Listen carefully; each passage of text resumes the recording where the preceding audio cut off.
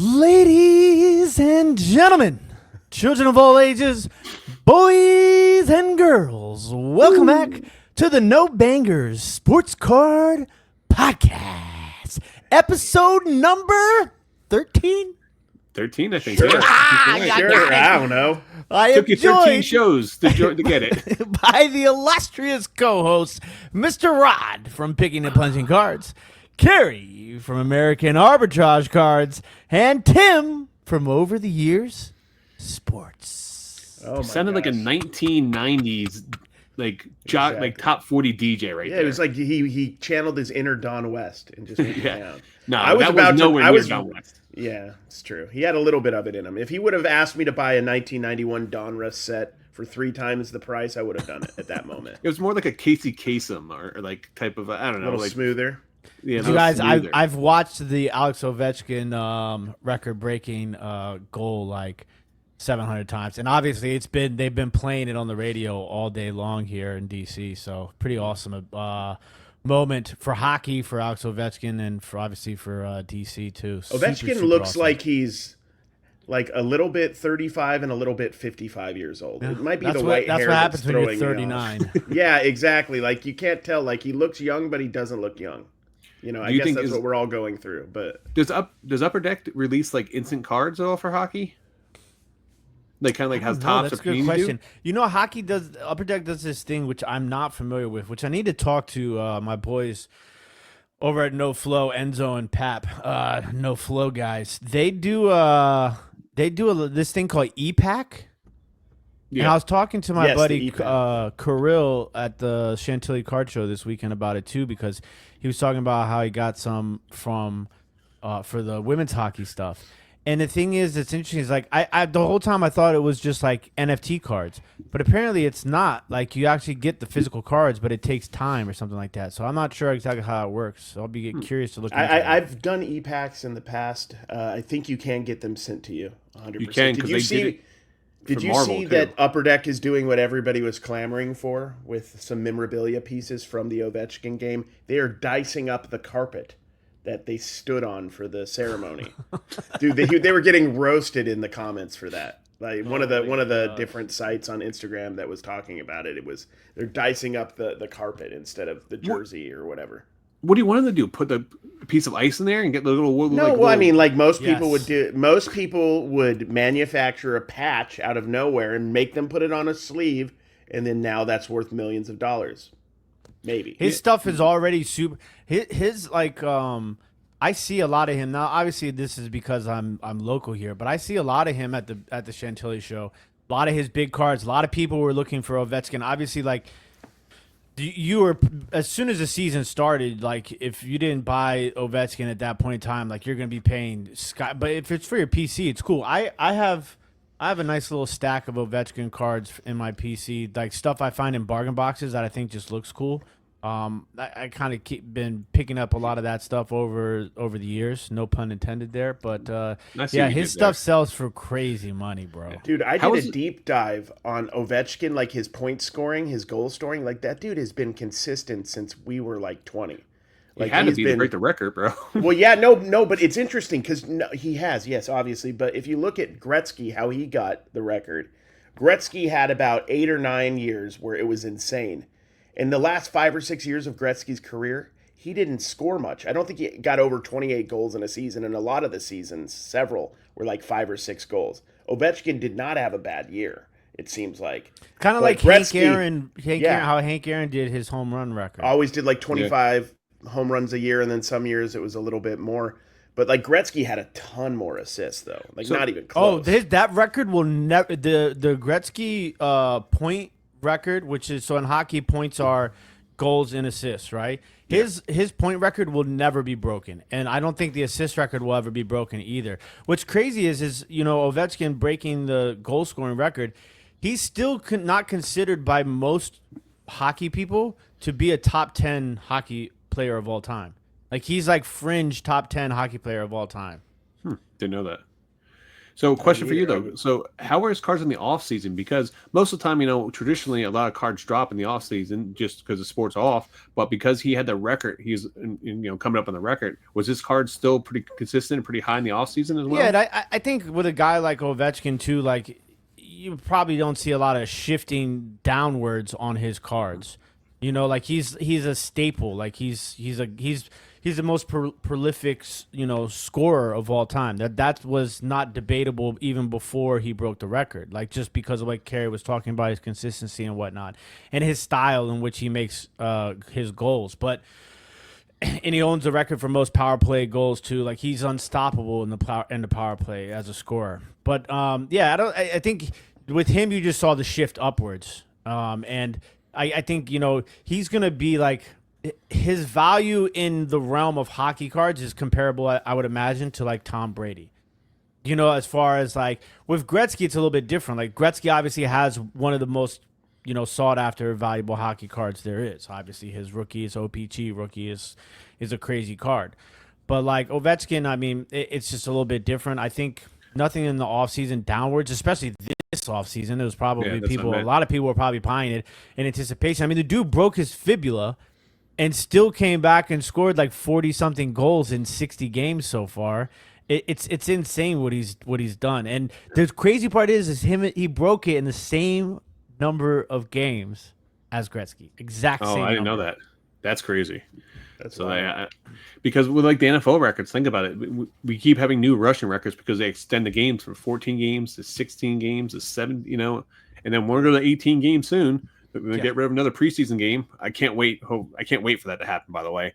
And then we're going to have all new records being broken. So and then we'll have the big debates going.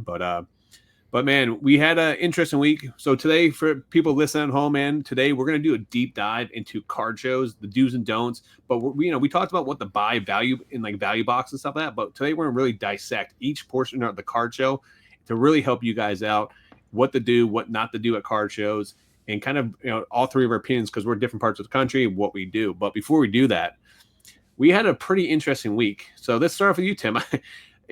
My buddy here, Tim, I don't want to kick a man when he's down, but let's just say this man, if it wasn't for bad luck, this man would have no luck. So let's start with before we talk about something good, let's talk about something bad, man. How's your day going, man? Are you okay today? Well, I woke up this morning to go drop off a Bo Nix Green Prism rookie card and a Joe Milton Green Pulsar rookie card, which Cowboys legend. Joe Milton. Yeah, Cowboys. I was literally talking to Rod, and I was talking to him about Joe Milton, and then he's like, well, his stuff's really going to go crazy when he gets traded. I'm like, dude, he literally just got traded to the Cowboys. And he's like, no way, because he wasn't by his phone or something like that, right? No, I was on, I was doing my show in the morning, then when he got traded. Yeah, so. And so... nobody messaged me because everybody knew that I'd be asleep. Yes. It was the morning. You were definitely sleeping. And I literally, like, as soon as I hung up the phone with Rod, that card sold. I should have changed the price on it, but... it sold. I'll tell you, his cards were selling for $8. Prism base people were trying to sell for $8 at the card show at Chantilly. But I woke up this morning to go to the post office, and when I opened the car door, I unlocked my car door because I thought it was locked, because I always lock my car door because I live in the hood. I unlock the door and I go to put the bag of boxes and stuff in the back seat, and my car was ransacked. Yeah, so it got broken into. Were any cards harmed in the process? No, not that I know of, but you never know, because sometimes like you put some cards in the back pockets of the back seats. I was concerned that my GoPro was in there, because I don't know if you guys do this, but sometimes like I have the magnet chain. So sometimes when I walk out the card show, I take it off, and I take my chain off, and I put it in the middle console, and I forget to put it back in my GoPro case. So I was freaking out about that, but luckily the GoPro is safe. So, but yeah, that was not fun. Not fun. I will tell you, because of that reason, I do the same thing. Sometimes I just, because like if I go garage sailing, if I go to card show, like you're there for 4 hours, 8 hours, like you're there for a long time filming a lot, and that gets exhausting mentally, and especially at the heat, depending if you're outside or inside. And when you get back, you take it off, you just leave it, and you forget about it. So because of that, every time I come back now, I try to empty off my SD card to my hard drive, so that if something ever does happen, I think I only lose that day. I don't lose like Cary, like poor Cary. This guy keeps 3 months on his SD card at a time. I've been better though. I've been better about uploading my stuff quickly. I still haven't done from the card show this weekend, so I can't say that I'm doing it consistently. Footage from the National that I haven't put out. Are you serious? Are you going to put it out at some point, buddy? I think so, yeah. I have been organizing my hard drive. At this point, you might as well just time it for the National next, upcoming, and then they won't know. Except all your takes will be terrible. It'll be like... Well, see, I think that's... This Mac Jones I got this. I'm all in on Desmond Ritter or whatever. I think that's what I want to do with my footage. I kind of want to do, like, drop a video of, like, an old show and like see how like the buys have progressed from that point till now, and then drop the next video would be a up-to-date video. That would actually be a really cool angle to do a video on, Tim. Like, be like, sometimes when you do filming at card shows, you don't get around to the footage. I bought these cards about a year ago at this show. Let's see what happened, and then just make it all your commentary all be about whether these cards have went up or went down. Because it could have all been great purchases at that moment, but it would be really, because bargain boxing is all about the moment. Because Joe Milton, for example, I think Rod, you told me Joe Milton got traded, or no, it wasn't Rod because Rod didn't know, but somebody mentioned it to me. No, I told you after I knew. Yeah, okay, so I took all the credit for it, and I was exactly, and I was at K&T, and I picked up probably like I'd already picked up I think a couple like 50-cent Joe Miltons, and I ended up getting, I think I got a Prism, nothing crazy, but good fodder for an auction or $4 or $5 on a buy it now if I want to. But yeah, I mean, and then who knows, in 3 months it could be ice cold again, or after 2 starts and he sucks, it could be down the toilet. Who knows? So it's all about timing. So there's an interesting thing going around the internet about how rumors going around that Dak Prescott was going to get traded to the Browns, and they said that because his contract is actually worse dead cap than Massage Watson's contract. Wow.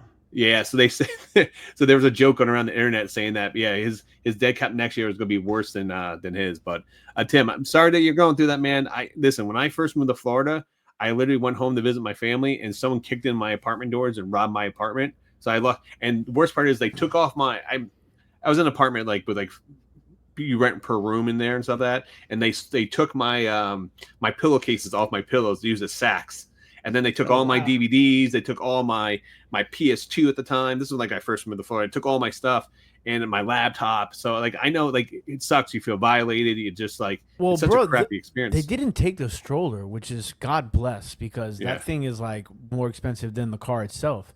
But the only thing that they took was a thing of diapers, the change, and my riffraff sunglasses that I wear at the 127-yard sale. Those are the only 3 things that I could account for being missing. That's not too bad. Yeah, I remember I followed. So the thing is, if you're like off at college or if you're away from your house, you can still file a claim on your parents' like homeowners insurance, but they would cover up like 10% or something like that. So I was able to file a claim. But I'll tell you the worst thing is, it was like 6 months later. I was like laying in my bed and I was like, let me go turn on I had like a lava lamp. I'm like, let me go turn on my lava lamp. I'm like, where the hell's my lava lamp? But I didn't realize like 6 months later that other stuff was stolen that I didn't really notice because I never used the stuff. So that's like the worst. So hopefully you don't come across, you're like, hey, get that from the glove department box. And you're like, oh, wait, it's stolen. You're like, oh, totally forgot about that or something. So hopefully you don't go through that. Yeah. But other than that, how was I know you had a crazy weekend. You did your Whatnot show. You were part of the Whatnot big raid train this week. 6, yeah. How'd that go? So it started off the week with the Dibdit card raid train, which is a huge success. Shout out to everybody who watches the podcast who is also a member of Dibdit, whether you're a buyer or a seller. It was fantastic. We crossed 1,000 members in the Dibdit cards marketplace, which we're super happy about. We're growing very fast after 2 months. We're really excited about that. That was an awesome day. Tons of great sellers, tons of great cards. So 2 different things though, man. I mean, we actually shut the site down for about 15 to 20 minutes because we had so much traffic coming through. So that was awesome. I mean, not awesome for the people involved, but I mean, it's, that's something, but District was right there to fix the problem right away. So, I mean, I went through that on Whatnot multiple times in the past, stuff like that. So it was kind of like a double-edged sword. You're like, part of me, I was like, oh my God, we just shut down the website for 15 minutes for all the traffic coming through. And then secondly, I was like, oh no, we shut down the traffic because with all the traffic coming through at the time. Lost all the momentum. Yeah. And then I did Whatnot Card Show 6, which I do because I get invited to do, right? And why not though, man? But it's I was there for the first Whatnot card show when it was like maybe 100 sellers, and now it's like 6,000 sellers. And Whatnot has a problem, which I've voiced to Whatnot, but they don't care. They don't listen. They're not dibdit cards. They don't listen to their buyers and sellers. So like I tell them, I said, well, look, what is the point of promoting promoting this card show and then putting your biggest sellers on the main stage and putting their biggest they take the biggest sellers in their already on Whatnot and they focus on them. So it's like everybody else is kind of just screwed because you don't get the traffic that they're promoting from being in the Whatnot card show. Like it all goes to the other sellers, and then they let these sellers who have 7 different seller accounts all go live at the same time, promote all 7 of them, and then they put them in these categories like baseball singles, right? Where all of us are selling baseball singles, and they put the 6 of the biggest sellers in there that aren't even selling baseball.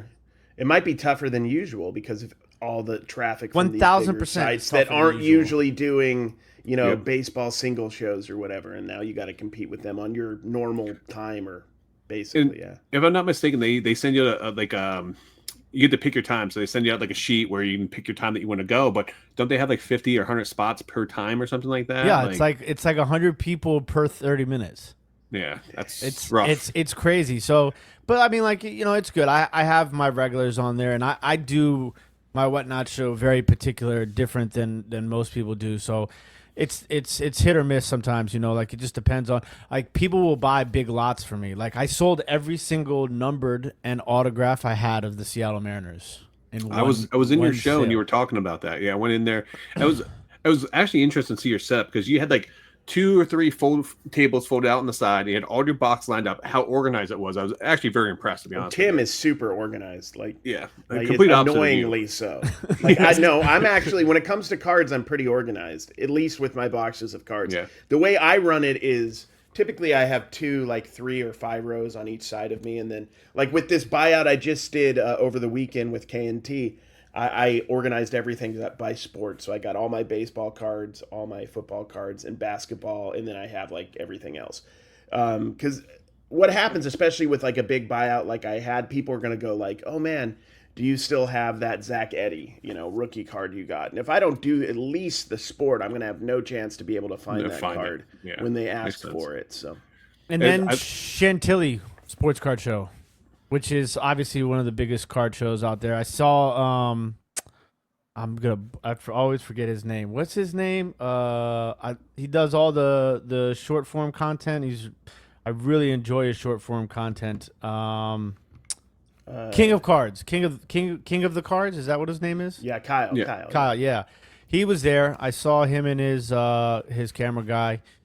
They were actually set up day 2. They weren't set up day 1. I saw them at the end of day 1, but they were set up day 2. So they were there, and obviously all the other guys who are sellers, bigger sellers are there. Like Santiago sets up there, and Shannon Cards, who was the first guest I think on Cards and Content with Card Collector 2. Yeah, so he was set up there also. So it was crazy. It was packed. So I think I'm going, man. I think I'm going to go to the next one. Yeah, you guys will definitely come up. Me and Cary can cruise on up, and then we'll get a hotel and stay. There's a Holiday Inn right next to the Expo Center.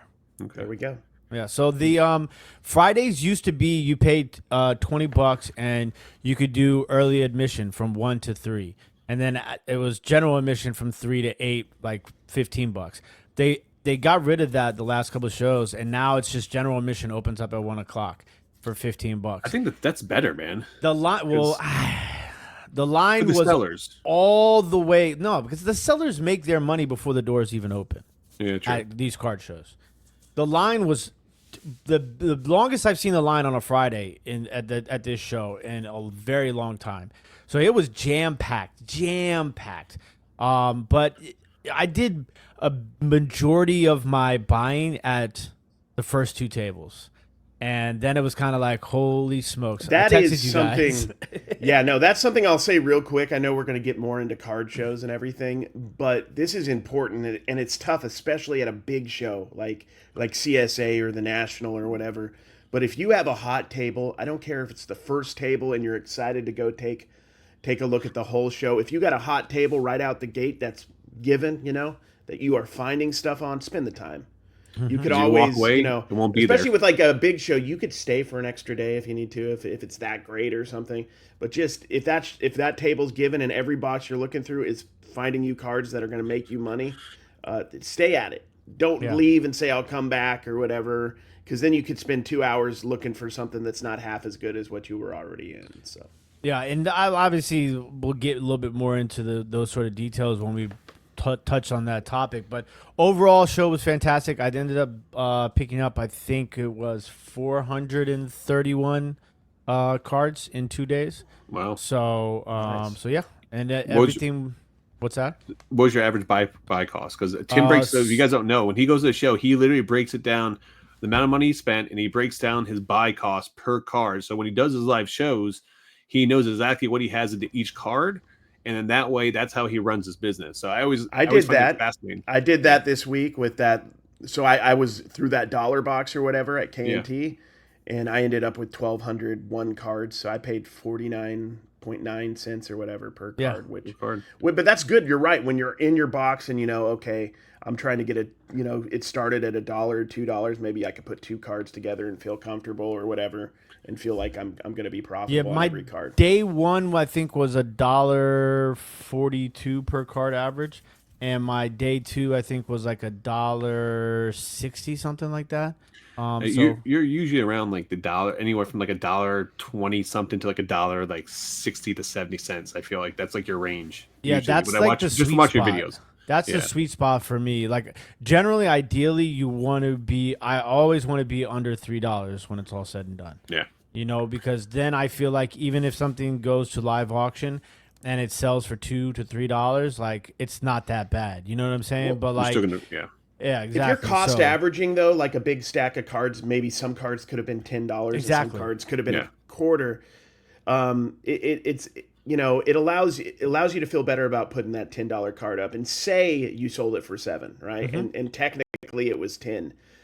You could feel good because a lot of the cards that were on the lower end are going to make up the difference. So that's how I like to think of it. See, I like to work out the 80-20 rule sometimes, where I take, try to get 80% of my money from 20% of my cards, and then the rest of it's just going to be gravy on top too. Exactly. If you're mixing it through, but sorry, if Tim, you're buying correct, some of those cards on the high end might not get exactly what you paid, but you did so well on the low end that you're giving people deals that are at your card show too, which is important. And we're referring to live selling, so people are wondering live selling, but also too is like when we go through these bargain boxes, we find good cards. We're going to list them on eBay, or we're going to list them on Divot Cards, or we're going to list them on Cary or CompC, or that's how we make our money on the side with stuff, and that's going to be that gets a big chunk of the money back, which helps keeps these buy costs down or even cheaper than you sell a couple cards from those dollar bins that you got, Tim, for 10, 20, 30 bucks a piece. Shorts, now your buy cost drops to 97 cents. There's a lot of dollar box finds I pay for with just my shorts money that I make off the short I do about the dollar box. I mean, I don't make a lot on those, but if I show 10 cards, I might make $10 on that video. Yeah. So. I saw three crazy examples on Twitter this weekend of people finding crazy cards in a dollar box. One guy found a 101 gold superfractor Bryson Stott non-rookie. Like very sneaky. Yeah, it was like just around the borders, right? And the 101 is on the back, like kind of hidden, so like you couldn't really see it. So he found that, and in that same box, he found a true variation rookie card. I can't remember who the player was from Top Series 1. And then another guy who I follow and talk about all the time here on the podcast, he found oh my God, now I'm not going to remember who the player was. But in the Bowman draft, last Bowman draft that came out, they have variations where the players are in their college uniforms. And they're short print variations. And he found a short print variation of the guy. Like, that's like a $50, $60 card. That's what I love. That's what I love about top, like, flagship now and then the heritage. If you're educated on some of these weird SPs, like you said, the true variation which is the true photo, which is borderless. Yep. I found one of those in K&T's box this week. Dustin May 2024, who's playing, finally back playing and everything. And all it is the photo with no border. It I just love looks that like, card, too. it's such a good looking, they're so cool looking. It's like almost like a stadium club vibe to it. And those cards are super short prints, I believe. Mm-hmm. And you can find those because people don't even think, like, because there's nothing shiny about it that stands out. You might just think it's a stadium club thing. We're going to, we talked about this before the show for the audience here. We're actually going to do a deep dive here in the near future on like variations, short prints. And so this way we can give you guys some tips and tricks through the process. Yeah, we need to go like through lists of like things that you can find in the bargain boxes that are overlooked. I mean, you watch my videos, Tim's videos, your videos, Rod, like we find case hits all the time. Correct. Not all case hits are obviously kabooms and downtowns or uptowns. Shout out uptowns. We needed those apparently, but not. What I mean. There's a lot of. What are we doing? We got. Yeah, no, we're gonna do different parts of the town. That's what we're doing. That's what the case hits are gonna be. We're gonna. I'm just waiting for the east side and the west side. There's gonna be the meat district. There's gonna be the meat district. I'm assuming. Is that what you're hoping for there, buddy? Someone clip that, please. Clip that, and look, there you go. go. Make the meat district. I'm just saying. Oh yeah, listen, we'll make it. I can't wait for the Deshaun Watson red light district. His name is there Massage we go. That's Watson, better. Bro. Massage Watson. Massage Watson. So, all right, this is going off the train. Let's talk about the train. We did the Divot Raid train over the weekend here. Actually, last week on Wednesday, it was our biggest day in sales ever on Divot cards. So, which is a great sign things going forward. Because of that, we hit 1,000 new people, and we have a big announcement today, man. We're going to be launching Divot Cards 2.0 coming up here, starting. Actually, the auctions will go live, I guess, later on this evening, as we're filming this right now. So, and we are going to be allowing breaks on Divot cards. Now, with that being said, it's going to be very selective. We're curating the breakers to start off with, but the first one is going to be Ivan. He was on the show previously. Watch the breaks. I mean, I was thinking about it earlier, how ironic the guy who had a site about watching breaks is going to be the first guy going to do the breaks for us. So, there we go. He's actually going to be breaking the special boxes that they had the Fanatic Fest up in New York. I think he's going to do that as the first break. He started auction style, and they're going to end the following Wednesday night, and then they'll go live at like 10 p.m. Eastern Standard Time. So, which is kind of cool. We're really excited about that. Me and Tim are planning on doing some breaks here in the near future, and we will be. If anyone is interested in doing breaks, you can send me a message, send Tim a message, Cary a message. And we will be approving other people in the future, but we're going to keep it very limited to just a handful right now, and roll it very slow so that we can regulate it and make sure we have that good quality people there. Exactly, we want to have the right mix of people on there, but we think it's going to be big for Diptych cards, and we're excited about it, and we hope that you guys will be too. Yeah, and it's just going to be, we kind of want to be able to start it off, smooth and light and easy, like affordable, fun breaks. Like we're not gonna. We're not going to be jumping out the gate here with a case of National Treasure. Yeah, what is it? What is it? What's the new one? A case of magnesium or aluminium or something? I don't know. It's some mineral.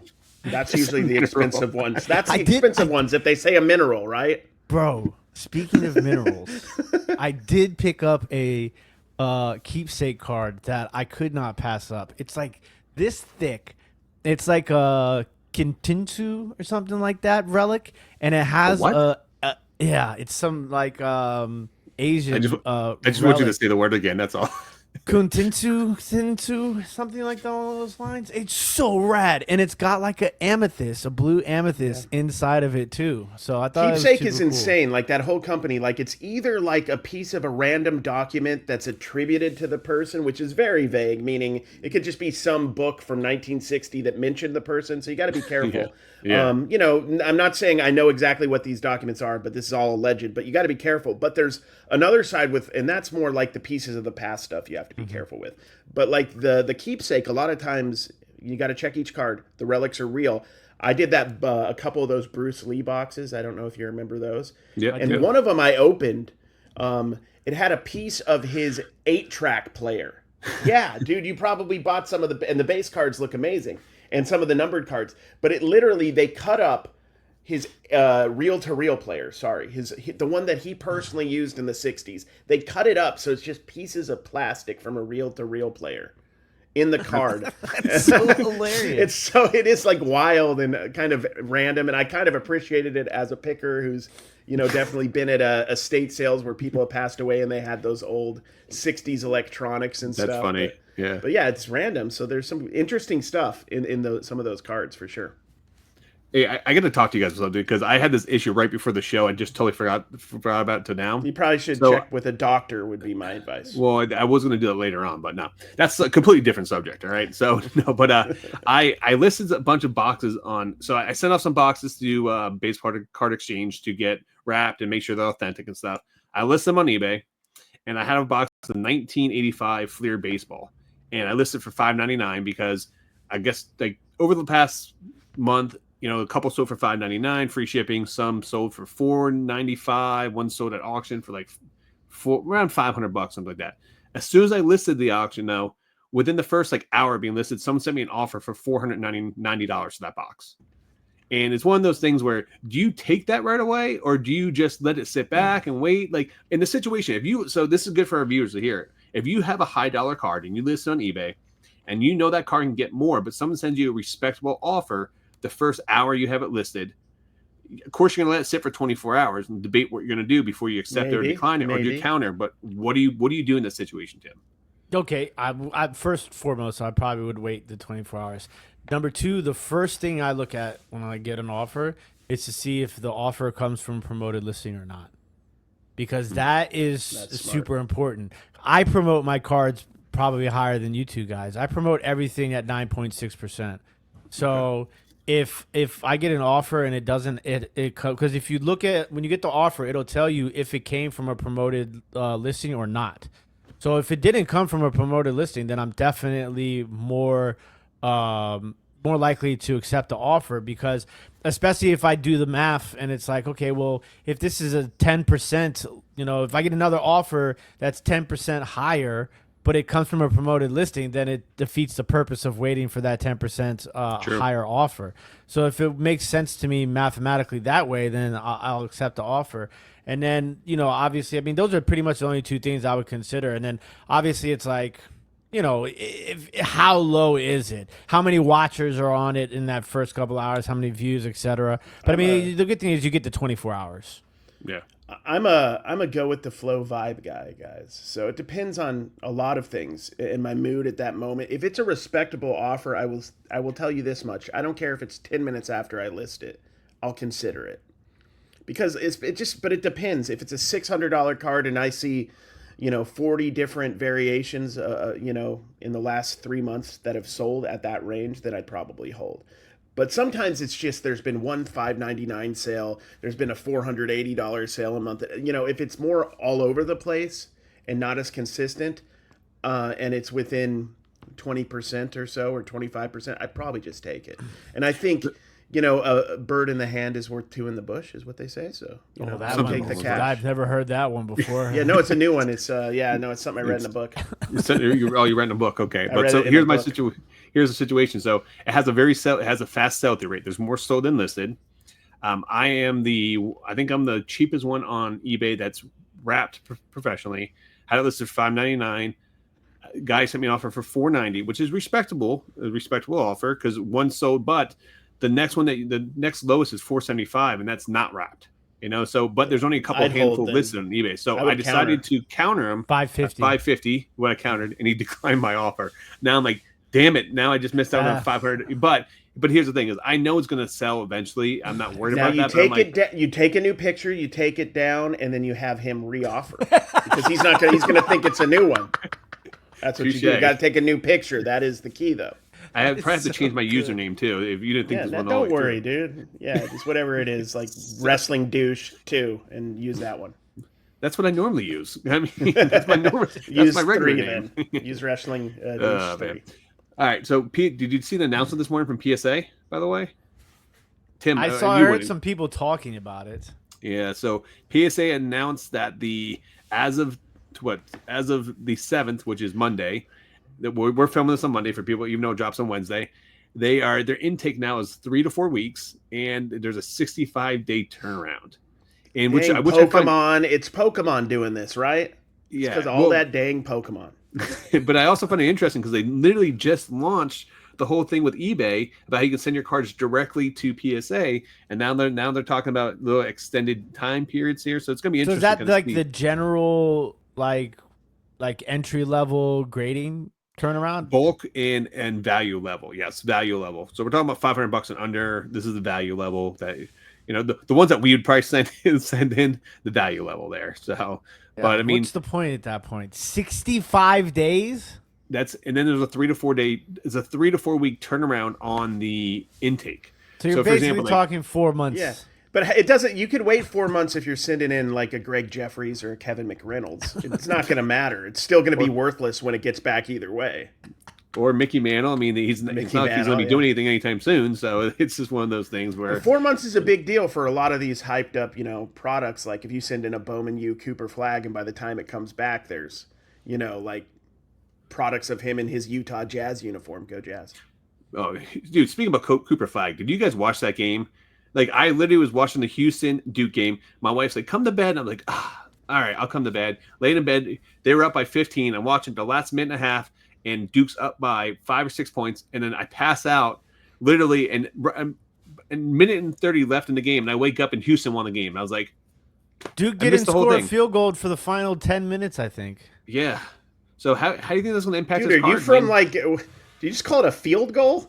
Like we're doing a 1950s radio show. They didn't put it in the peach basket at all in the last minute and a half. Did you not hear his intro? Like he was a classic radio jock jammer from 1962. So yeah, that was good analysis though. They didn't score. Yeah, they probably didn't if they lost after being up 50. I mean, the foul call on Cooper flag was a bit egregious, if you ask me. It was a bad call in my opinion. But also a big shout out to the UConn ladies. They absolutely dominated my Sarah Strong stuff. Game. I cannot keep my Sarah Strong stuff on the shelf. Is there any FOD cards though? Does she have cards? I don't think so. I don't know because she won most outstanding player for UConn for the tournament. She actually played high school ball here in DC at St. John's Military Academy. But, yeah, I mean, listen, Paige Bucher's stuff is going to go through the roof, rightfully so. I'm super happy for her because she's had such a tough time with injuries. And I think her and Juju Watkins have been talking now since Juju tore her ACL to kind of, give her some feedback and help and support through that injury. But, yeah, that's huge. The women's sports is and the worst time. Who decided that we were going to tip off the women's national championship game at 3:00 in the afternoon on a Sunday? Like, it's the stupidest thing in the world. It belonged in prime time, and I think it's awful that it wasn't in prime time. But yeah, shout out to the UConn women. They absolutely dominated, crushed Texas in the Final Four and South Carolina in the championship. Speaking about women's sports, the Panini, they're actually dropping the what was it? The white sparkle packs right now as we're actually filming this, and it's a Dutch auction. They started out pack of 3 cards started out at $2,000. So hey man, what's it at right now?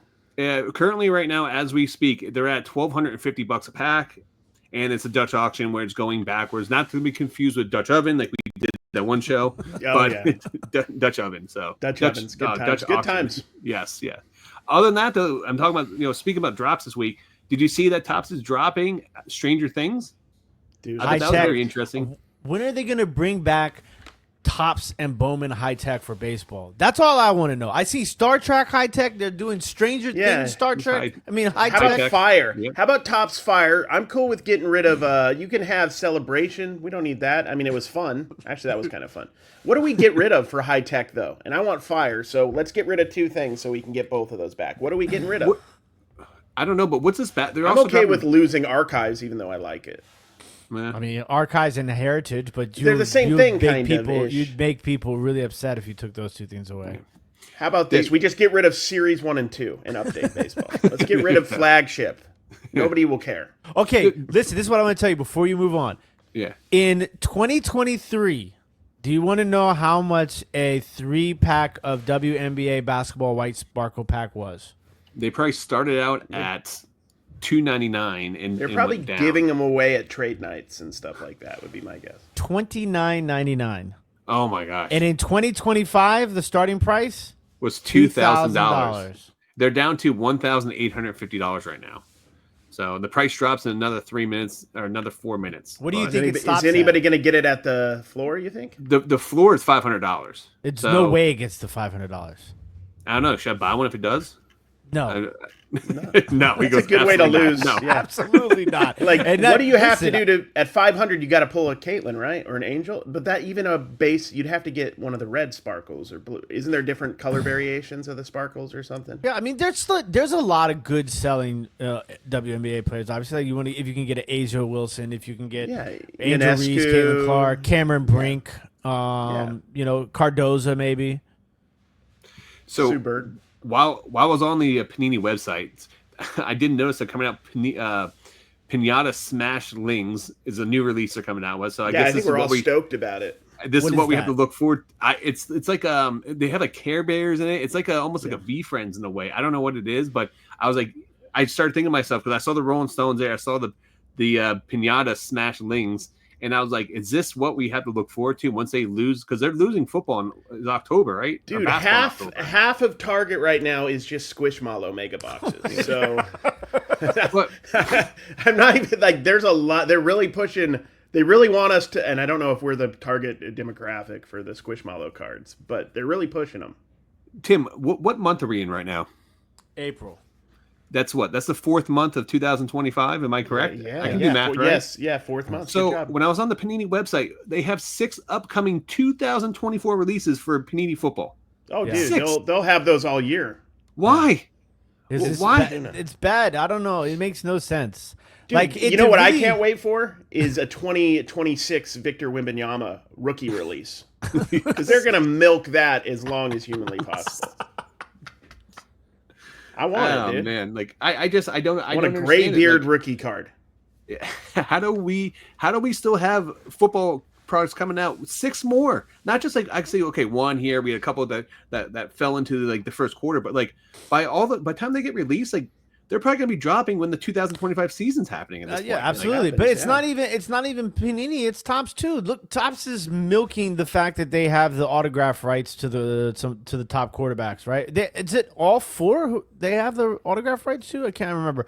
But they're still dropping their stuff, and I don't want anything to do with it. And listen, Well- I know the Topps Inception looks okay in comparison to some of the other. You don't want a football Topps products.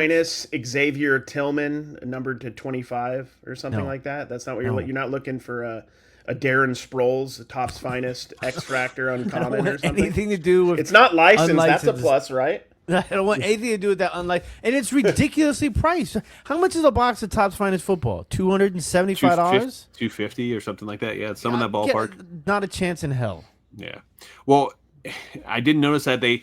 So what I don't understand is, so we talked about Panini doing that, but at least Topps is, I guess they're dropping Topps 3 basketball, which I have no idea what is that. Topps 3 basketball. That's a product that's coming out on the 11th, and then they're also doing the pre-sale for Bowman Chrome baseball. But I don't understand how they do baseball releases during baseball, pre-baseball season, into baseball season. Why can't they do that with the other sports? Like I still can't. It boggles the mind. I don't know. Behind during in the pandemic, and they've never really recovered. It feels like. Then just cut one product out and then start fresh, and so you get caught up. Like it's not that Well, hard. Panini is they're going to be milking everything, but whatever they put out until the licenses expire. With Topps, maybe that's because they're so so entrenched in the baseball that they're behind in football and basketball. Also, it's like they have to figure out what they want to do with the basketball and football until they get the licenses. Yeah. But if it was up to me, and I was Topps, I would just stop putting out all that product. Like it's pointless for me. Like look at that Topps Chrome basketball with Wemby on the cover. That stuff sits on the shelves everywhere now. Dude, But it was the super minute hot they for a have minute. licenses, though, the minutes they have licenses, Yeah, it'll change. do a throwback, do the design for whatever it is. Next year's basketball is 96, 97 Topps Chrome. I don't care if it's a blatant 100% rip off of the design. Do that. have different variations where some of them are like greening, like the old refractors, and make those like a parallel. I mean, I think that could be massive. I would love to see a set like that. Do you think Topps is going to drop the product the first day that their contract starts? That would be interesting because they could probably pre-list it or what. That's what they did with WWE, because we saw the Topps Chrome cards come out. Not come out. We saw the preview Topps Chrome WWE cards before they had a WWE contract. Or I mean, sorry, they already had the WWE contract, but their contract date wasn't up yet. And as soon as their contract ended, that stuff dropped right away, and we had WWE cards right off the bat from Topps Chrome. So it would make sense. I mean, for them to do that. That would actually put us right back into actually the proper time frame then of sports, or when the sports seasons happen. So I don't know. But all right, that's enough of that stuff. Let's talk about what we came here for, okay? The thing that we make our living off of, the thing that we love going to the most is sports card shows. And now, Cary, I know this past weekend you went to a sports card show. Did you get an autograph, by the way? The kid from Sandlot was there. Did you get to meet him? He was there. I didn't go get an autograph. I was supposed to do like something with him. Like, I don't know. This is me. Like, people come up to me from time to time at card shows. I love that, but I always get nervous like having to do that kind of stuff. I've talked to you about that before, Rod. Yeah, I know. They wanted me to do like a interview thing, and I'm like, I don't know what to ask them. Like, hey, how was Sandlot 35 years ago? What am I supposed to ask? I don't know anything else about him, so I didn't do it. You did too. And I don't. No, I didn't even get a picture. I would have. I probably would have at some point, but he was walking around the floor as well. But that's like a kind of content I don't think is super necessary. Like, we don't need card people interviewing, Ron Gant at a show asking, like, who's looking for that? Not very many people. That's just me. But I would like to interview Ron Burgundy. F.U. San Diego Padres. Yeah, exactly. If it was like a certain like level of celebrity, I'd get it. But yeah. Well, I figured But it was great. The show was awesome. The show was good. Ultimate Bangers card show in the Orlando area. I don't know what city I was in. Altamonte. I don't know what it's called. They let you in the front door? Dude, I actually got lost because there wasn't really signage, so I went through the whole like high school. It was at a high school, Lake Brantley High School. And there wasn't really great signage, at least but maybe that was because I was on the wrong side of the high school, but I don't know. I was lost. My phone died. I barely made it there. I was a mess. Go figure. This guy, the most organized guy on the podcast. It's a 9 a.m. to 4 p.m. show. I'm arriving frazzled at 1:45. That's not a good thing, but I still found stuff. Well, I figured today we can pretty much do a deep dive into the do's and don'ts of card shows, because I see a lot of people make big mistakes at card shows. I think we all do, because there's certain things you should buy at card shows, certain things you should do at your local card shop, and then also too, there's a best way to, I guess, break down each part of the card show. So I like to do a deep dive, pretty much the anatomy of a card show. We'll break it down. So I think we should start off first, right off the way. Like, when you go to a card show, do you guys use it ever to gauge the market? Because I like to see what people are buying. I think it's a good way for us to get a better understanding of what people are interested in, what's hot, what's not hot. Tim, what is your approach on that? Well, a couple of things. If I go to a show where I recognize dealers, I'll talk with some of them and see, like, especially at the bigger shows. Like, for example, my guy Edge, who is the first stop I go to every Chantilly show. He just finished doing like the North Carolina shows, finished doing some of the Virginia Beach shows and stuff like that. He was at Philly, so like I kind of like to ask him like what people are asking for. You can kind of gauge that. I mean, I always like to keep an eye on some of like the mid-range stuff and to see what prices are. Like, for example, this weekend, like Ellie De La Cruz, Paul Skeens, that stuff is still like super dumb expensive. Like I think with that sort of stuff, I'd like to look in the showcases to see what prices are. Not necessarily to shop, but like that kind of gives me an idea of what people are buying and selling. And there's so many people that are set up at these shows now, not even selling cards. They're literally just set up to buy cards. Which is interesting. I hate it. It bothers me. But, I mean, it's good for the market, I guess. But, yeah, you can definitely get a gauge on some of that stuff, because a lot of times, like, I'll see stuff and I'll be like, okay, this is way more expensive than I thought it would be, or this is super cheap. Like, that's the thing with card shows, especially with people who do a lot of them. Like, it's hard to keep up with the fluctuation in the market. So like sometimes you're not necessarily seeing a true valuation on stuff. And I don't walk around and be like, well, this was the last comp on this and the trade value for that. And, like the true value for this. And I don't do all of that. So it's like I listen. I do a lot of listening. Because Yeah, when me you're too. at a bargain box, you spend a good amount of time looking through a bargain box. There's so many people that come and go High while traffic. you're at a box that I'm always listening to what the conversations that people That are really having. is kind of the That's a water great point. cooler of the hobby right there. Like what people are talking about, what they're looking for. Because it's not just flippers that are going through a bargain box. Oftentimes it's people who are collectors because it's just a great, easy entry point to get the guys without having to pay shipping on top for the players or they're collecting. So it makes a lot of sense to talk there. It's like being a fly on the wall, though. You get to hear their entire conversation with you, and there's interesting conversations. Like sometimes people are asking dumb questions, and then sometimes people are asking really educated questions throughout the process. But I would say my last card show I was at, when I was at a table digging through a bargain box, 2 or 3 people walked up, asked for Caitlin Clark cards, and the dealer kept saying, "Man, he's like, man," and they would turn to the other employees after the person would leave, like, "Man, we should have brought more Caitlin Clark stuff today. That stuff's super hot. All we have left is this, or all we have left is this." So it's interesting to hear not only the conversations with the actual buyers that are coming up to the tables, but also the dealers, if they have other people with them, the conversations they have when people leave. Because they have a private conversation. You're sitting there, and it's like inside baseball. You're like, "Oh man, like you're getting better at that," or they can say, "Man, that guy always tries to come up and lowball us," or stuff like that. So like there is an etiquette as a buyer, and there's also an etiquette as a seller. So it's interesting to see both sides of it while you're at the bargain box. So that's a really good point there, Tim. I got to ask you a ton. Oh, sorry. Yeah, go ahead, man. Oh no, I was gonna say is why do you hate? Now you got me off track here. Why do you hate buyers at card shows? I want to. I think this is Because a good debate they're taking they should, if you're gonna do this, especially at bigger shows, you should have an entire section of the show dedicated to people that are buying. But you shouldn't be taking away a space for somebody who could be selling for somebody who's just solely buying. It doesn't bother me if you're buying and selling. Like that's normal, right? But like how many times do we go to these shows where it's these giant signs buying at 80% or buying at 90%, right? And it's just like this flow of people. Yeah, and like, then every time they're like, "I don't want your 1991 Darren Dalton." I'm like, "But it's Fleer. It's a Fleer Darren Dalton. It's bright yellow."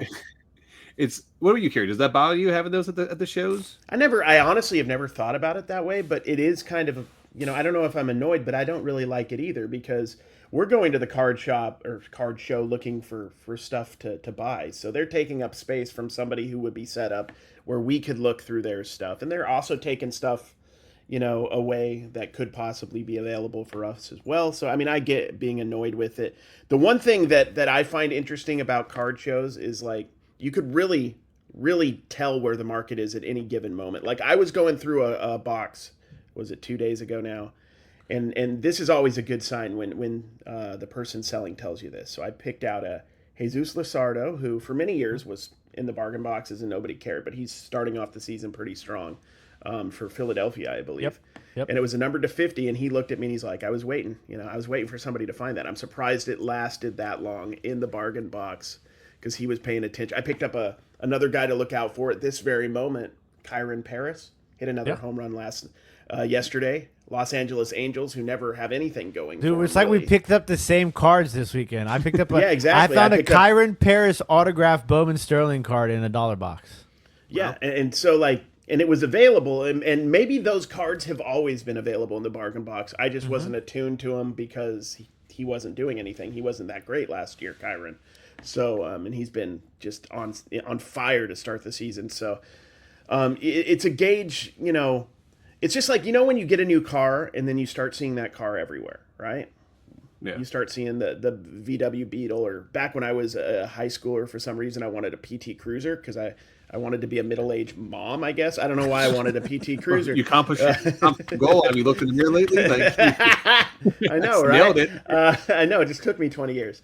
But, once I started looking for these guys, I found them. So I don't know if that was on subject, but I thought I'd share it. That's because why not? Well, I'm going to play devil's advocate on this one because Devil's point. I think it's great that the people are on the card shows buying. Well, first and foremost, the people that don't know, when you go to a card show and they have a sign that says we're buying at 80%, they're really not buying at 80%. They're buying the top liquid players at 80%, but your other cards are going to give you a lower percentage. So don't think you're going to sell all your cards to these guys at 80%. They're going to give you different price points for different levels of cards. But I think it's good that they're in between tables, because think of it this way: if you're a dealer at the show, and you're, these guys you have dealer here, and a guy buying in the middle.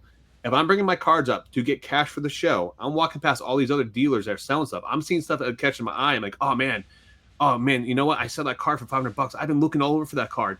Hopefully I have enough stuff to sell. Now I go to the buyer there. I quick sell my cards to that buyer. I can go right to that dealer table to do that. So if it's separated from them, it creates a separation. It's almost like product placement. When like if you go to store, Walmart, or you go to your local grocery store, they have certain things at eye level. They have certain things at certain placement because they want you to walk past there to get to the very back to get that item, so you see other items. So I'm not mad at that point at all. Yeah. I think that's a very valid point, and I probably never even thought about that. I was probably just being selfish in my hatred towards people setting up at card shows.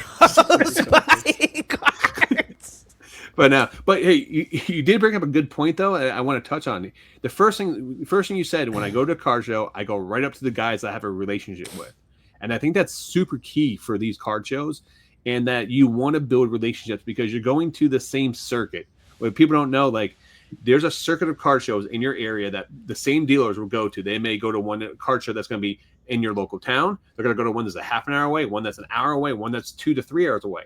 And if you follow that same circuit, you're going to see these same dealers at different card shows, or maybe 4 of the 5 card shows are going to be there. So you want to start developing relationships with this. So how important is it, Tim, for you, and how do you go about building a relationship with these dealers? I mean, shows? Listen, you guys know me. Rod's never been to a card show with me. Cary's been to a card show with me. Yes. When I go to a card show, you'll be able to. There could be 5,000 people in that room, and you could hear me, from a mile away. Like anytime you get lost from Tim, just put your ear out like that and listen for the laugh. No, I mean, I like to talk to people, like especially when you're bargain boxing. Like bargain boxing can be lonely, and like boring. Yeah, exactly. So it's important to have those conversations, and then a lot of times it's like, like I always do this, like all right, here's what I got. What's the best you can do for me? I organize it by prices for you. And then it's like, they give you a good deal. You want to be like, I appreciate it. Thank you, this and that. And then, I'll see you next show, because it gives them more incentive to give you a good deal, knowing that you're going to come back to them every time you see them at a card show. So like that's it's just for me it's natural, and I know that not everybody is like that, and not everybody likes to talk to Tim or hear Tim talk. That's for sure. Yeah. I learned that easily after being on the Trash to Cash podcast for an episode. Yeah, that's true. That is true. We were trying to turn the mic off. But yeah, so that's kind of like what it is for me. Let me ask you guys a question really fast. Yeah. When you walk into a card show, do you start and like do you just start at the first table you see? Like do you, because I know it's similar to like a flea market, right? Like when you go to a flea market, do you start at the first table? Like do you zigzag rows? Do you go back and forth rows? Like how do you do it based on that? Like say you go to a card show for the first time, you don't know who's going to be there. Do you walk around the entire show first and then get an idea? I pick up the vibrations. I'm like a jazz musician. I'm some Thelonious Monk up in there. Like I'm just wherever the vibrations take me. I honestly don't have much of a style. I've thought about that. I typically, though, go to the first booth that's in front of me, like when I walk through the door. I don't feel like it's like it could be like a flea market where some of the people in the back could be the newer people. And sometimes newer people at a card show may have, cards at a better price because they're trying to move stuff, because they're trying to, pay for everything and make it a profitable endeavor for them. But I typically find out quickly where the people I know are, and I don't always go to them first. I'll look around first, and then I know I got those guys, that I can get my stuff from for sure, no matter what happens. Let's see if I can find some stuff on the fringes with people or booths that I haven't been to before. It's funny you brought this up because this was actually on my list to talk about here. So when I walk through the door, I'm like the Terminator. Do you ever seen the movie Terminator? He walks in, he just scans the room, and he goes from side to side. Same thing I do at yard sales and flea markets. I scan the room first because I can always see, like, there'll be a guy that has wax to the left, There'll be a guy who has vintage like in front of me. There'll be a guy who has supplies to the right, and then over in the corner, I see a bunch of like just cases, or I see bargain boxes on the table. So I scan the room first to determine which way I'm going to go right off the bat, and you can get a good feel of the room from there. But I walk up to the first table that catches my eye. So I will try to. There's times where I stop at the first table that I think's good. I'll start digging through pricing. And if I see pricing that's great, I will stay there and dig through, because I know we talked about this earlier before we got on here. Once you find a hot table, it's like poker. Like if I'm playing, I'm gambling, I'm on a hot streak. I don't want to leave that machine. I don't want to leave that table, because I think I'm going to continue to be on a hot streak. Cards are the same way. If I'm on a card table, I'm digging through and I'm finding good stuff, I'm going to continue to go through there. But I also found myself times where I stop at the first table, I start digging through bargain boxes, and it's a struggle. And then I try to like keep getting, because I think in back of my mind is like, okay, I need to finish this bargain box. There's going to be something good in here, and there's not. And then I wasted like 15, 20 minutes where I could have been hitting other tables. Yeah. So I think you have to be disciplined to move on if it's a bad box. So now I got the point where I gauge it. I go through there, I try to pick up a couple things. And if I see something I like, I ask the dealer, hey, if I put together a bundle, would you work a deal on a bundle, and just kind of see where their pricing is too. So that's Here's big thing. Kind of see what the price. You go through, if you go to a bargain box, like a dollar box, and within the first 20 seconds you see a Wander Franco, dip. You know it's every dip, box. Dip, leave, go to the next every box table. at Chantilly has at least one Wander Franco. Bro, you're not getting rid of it. You're not getting rid of it, guys. Bro, I'm in the garbage. What do you think is in every bargain box and every value box? It's not selling, guys. No, it's not going to sell. Nobody's going to invest. Get rid of it. I saw you lost money on those at a card show, and he had a box. It was mixed price, so like it had prices on the cards. And I got to the Wander Franco card, and the price tag sticker said free. Free, yeah, it's staying in that box, man. It's staying in the box. It was like $1, $3, $5, $1, $2 free. I was like, oh, this is awesome. You should have. I hope you got that on video. That's awesome. I'm pretty sure I do on one of my cool. 7,000 SD cards over here. I want a bargain box now that has like nothing but criminals in it. Like you got like Wander Franco, you got OJ Simpson. You have that? I have a Henry Ruggs and Wander Franco box over here with all my Henry Ruggs and Wander Franco cards, just in case. Man. Just in case something happens, they turn around there, stuff like that. So. But what about you, Cary? I mean, I know you said you walk around. How do you build your relationship at card shows? Because I know you have good relationships with card shops. That's something if you watch any of your videos, that's something you're very good at doing. How do you do that at card shows, though? I mean, what are your techniques? You buy. You be a consistent buyer. I mean, if you want a relationship with dealers and sellers that have good cards. So if they have good cards, you consistently buy from them. Sometimes you may even push yourself and buy a couple cards on a bad day, even if it's not full stuff you want, just to support.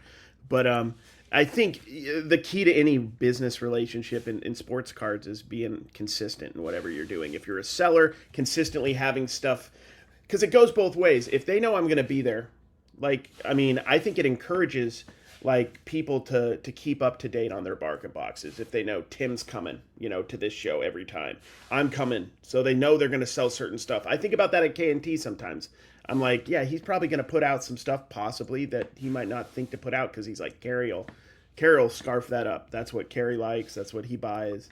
And I think it's reciprocal. So the more that you're consistent, and those are the best boxes in the world at a card show, is the people who are, we've all been there. We've been to a card show. There's like the old dude in the corner who has the same box with the same cards and the same price that he's had since 1993, and nothing's changing. And I don't know why he just wants to hang out, right? Yeah. It's a way different scenario when you have somebody who's active. Every time you go, they got the freshest stuff. They got the new sets that just came out. Maybe they bought some collections and mixed stuff in. They're priced reasonably. So I think the key to a good relationship is to be consistent on both ends. And in my case, since I'm not, selling at card shows, I want to consistently come in and say, "Here's a stack. Let's make something happen." Absolutely. I do want to break for a second. Okay. Breaking news. We just got a tweet. I just received a tweet on Twitter. This is from Layer, or how do you say Lair? Liar? No, Layer. Layer? Yeah. Layer of the Chupacabra, also known as Layer. Yeah, Layer. Layer of the Chupacabra. What's Chupacabra? It's hiding in a cave. That's it's the monster from Chupacabra Mexico. it's the Mexican Bigfoot's cousin? monster that Pretty much. it'll like eat The Mexican dogs and Bigfoot. stuff.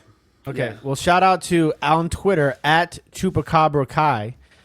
Says I love the Great name, podcast. Chupacabra Kai. I love that. Yeah, that's their Twitter handle. Says I love the podcast. Never miss an episode. Tell Rod he told me he'd have his own custom wrestling card by now and to hold one for me. I'll send him a box of dog treats for his coworkers for it. Y'all rock. Love from Texas. That's awesome. Yeah, I need to. I've been. I'll get back You're on gonna that. One. you're gonna do the full leather daddy card, just where Yeah, I you're mean- just head to toe in leather gear. Yeah, so you can stop sending me full those scoundrel. requests late night, man. It's weird getting these texts. Hey, man, send me the picture and all your Yeah, leather. dude, I'm like, yeah. what do You don't talk do? enough That's- about your other businesses. You should. I mean, it's a free place to talk about it, man. Well, So speaking wait, about is there having- like your costume for wrestling look like the guy from Pulp Fiction? Have you never No. seen his wrestling outfit, dude? I It's seen like it full on leather his with a profile mask picture. and Yeah. stuff. Yeah, Yeah, it's like I've, upsetting. Twisted Metal. kind of in a way. It's, Yeah, it it's, is kind of twisted metal. Yeah. So when I created my mask for pro wrestling, I wear a mask to the ring. I take it off before in the ring, but I had a guy create it. I was like, I want a Hannibal Lecter type mask. And then if you ever see like Slipknot, they have like they have a mask with like barbed wire through it. So I was like, I want if Hannibal Lecter mask and the Slipknot mask had a baby, that's what I wanted. And that's how my I think mask of it as looked. like when I saw it, I'm like, that's like a Bane that I could beat up. That's like lame Bane, lame just Bane. weak Bane.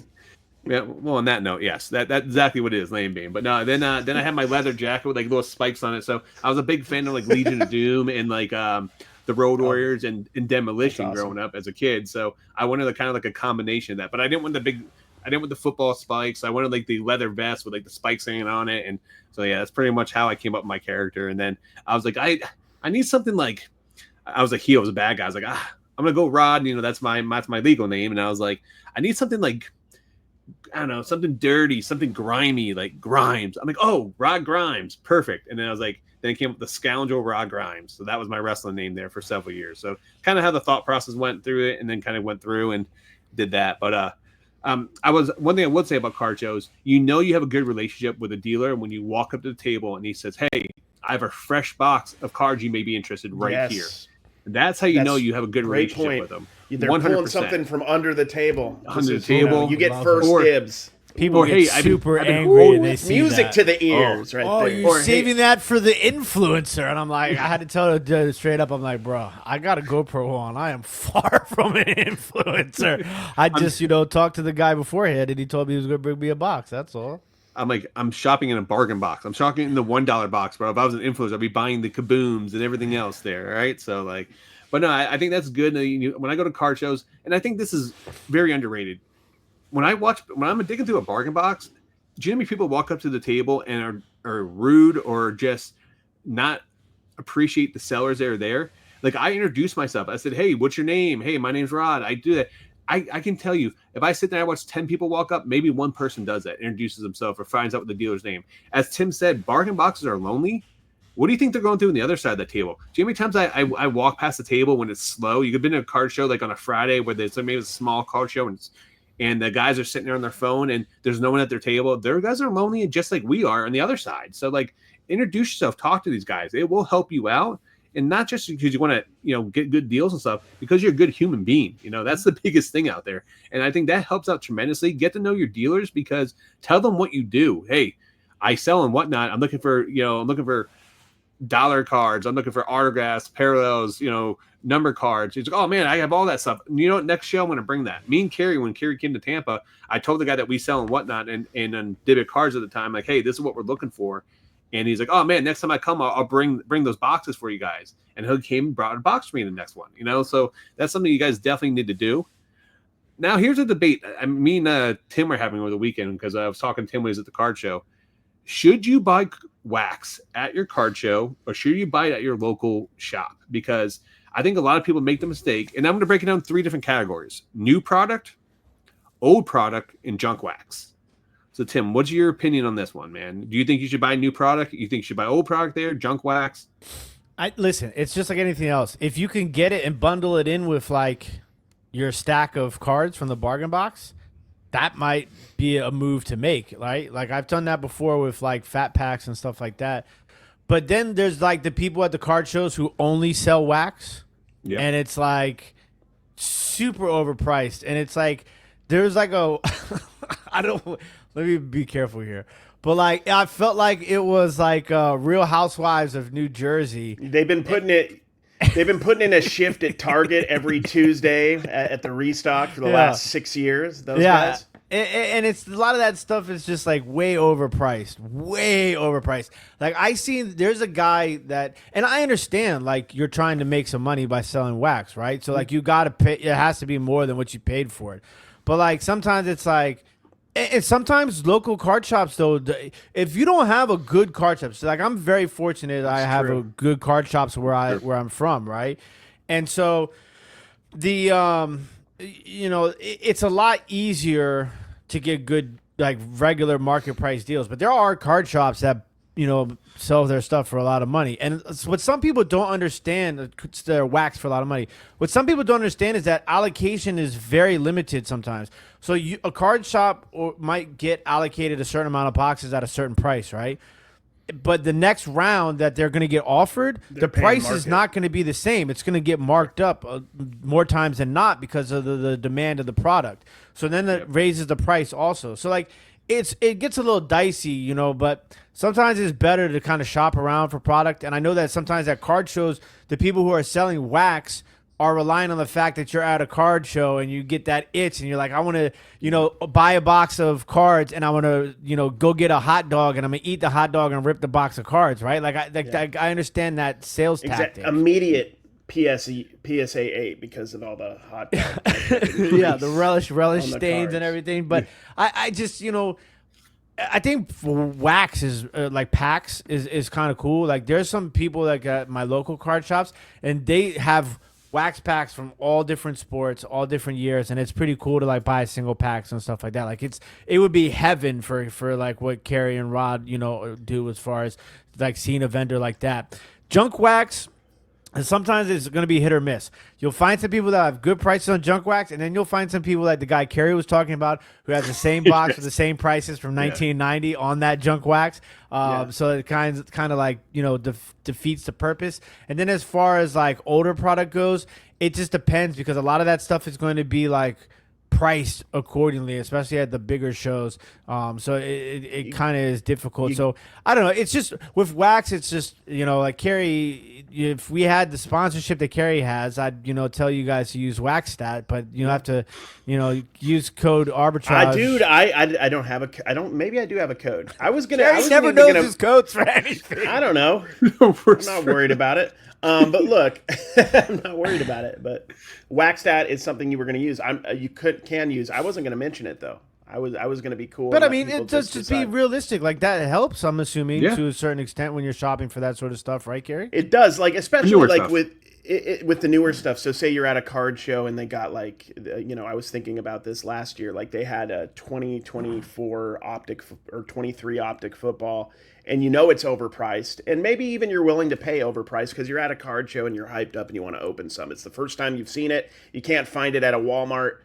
You're willing to pay $10 or $15. But then you check on like a wax stat and you realize it's like $30 over. Or, the retail's 28 and they're asking $65 or something. So, and there's a lot of nuance to this. If you want a product bad enough and the market is the market, you may just buy it because the market might be on the secondary market. It might be double the retail price. And since you're not finding it retail and you want to open it and you can afford it, you go for it. But in general with me, I've had the best luck at local card shops. You got to find the right one because some of them aren't great. They'll up the prices, gouge, so to speak, allegedly.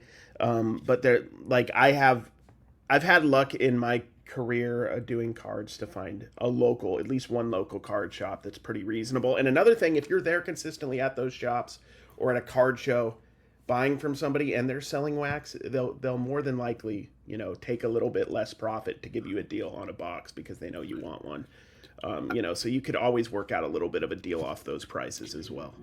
Speaking of buying wax, we are currently right now at the white sparkle pack is still going, guys, and it's down to $750 right now. It just dropped again. Really? So it may hit $500. We'll be interested. It better. Now, But so I buy a lot of wax. Hold strong, people. Hold strong. Don't buy. Yeah, go back in time. Use your time machine 2 days later and 2 days earlier, and hold strong. All right, Hold strong. I'm speaking to the people. Maybe they can hear me in the ether. That's my Okay, goal. there we go. But I would say when I go to a card show, like new product is pretty much out of the question. It's hard to get new product at a reasonable price at card shows because it's so hot, especially when something new drops. You're gonna pay top dollar prices for that. I would say a good tip is I have a lot of it. I do really well finding junk wax at card shows because guys just want to blow it out. They have a bunch of it, but the older boxes, and here's a trick you guys could do is walk up to dealers that have old boxes on their table that may, if like Tim said, you're building relationships, you're going to these shows, and I'll walk up to a guy, I'm like, hey, where's some old boxes you're looking to clear out? Hey, what do you have that you're looking to kind of move? And like, oh man, I'll give you a discount on these. And the guy tells me right away, he's like, hey, if you're interested in these boxes over here, I'll take $5 off a box if you buy a bunch. So like you can do that as well to get better deals and stuff, but just talk to guys because these guys bring this stuff to the show sometimes to clear out inventory because they're trying to recoup or they just want to get their money back or they've already made their profit and they just want to move it because they have new product coming in. So that we always say cash flow is king in flipping. So you want to keep showing the cash flow. The dealers have the same mindset too. So that's one thing I do a lot of times when I go to the card shows. But I got to will read say, the room too, though. yes, Rod. read the room. Like if you see like an old guy with the overpriced, singles, and they have a bunch of junk wax, and they've been bringing the same setup for 30 years, it may be tough. Or if you go and it's a young dude, he has nothing but the new product, and he's got a bunch of retail stuff. They just cleaned out a local store or something. Got them all at a restock or something. But there's always the stuff in between. So if you see a guy who has some reasonable cards, they have a couple random boxes, those might be the places where you can find deals. I will say pick and punch. It is interesting buying packs, single packs at card shows. You may pay up a little bit, but you have such a big selection of like nostalgic stuff to do. Like when Cary came to Tampa, I took him right away to this old guy's table that I go to all the time. He's like my go-to, one of the first tables I go to because I have a relationship with the guy. But he always has the most off the wall, like most eclectic items at this show. He's not there with Jaden Daniels cards or Victor Wembanyama and stuff like that.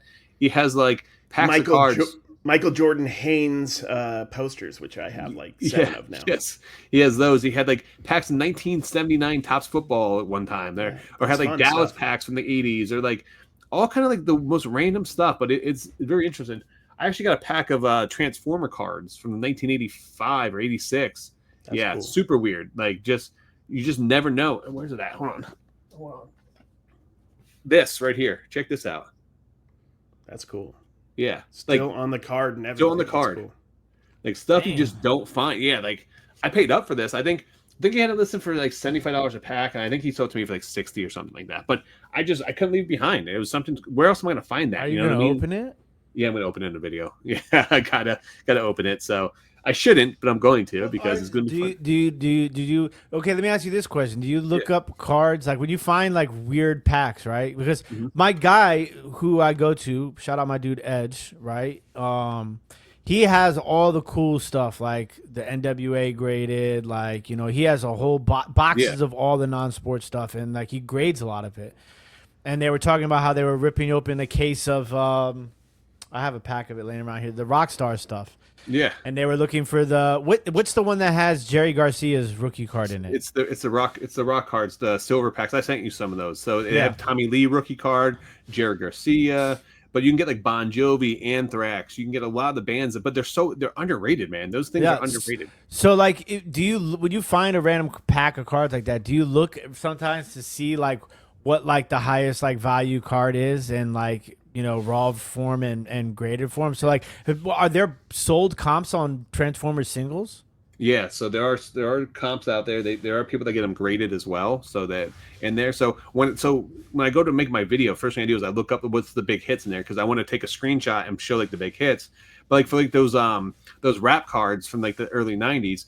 Like one of the big hits is there's a Kid Rock rap card, but he looks like Kid and Play. Like he has like the hair up. Not Kid Rock used to be a rapper before he turned into a lunatic.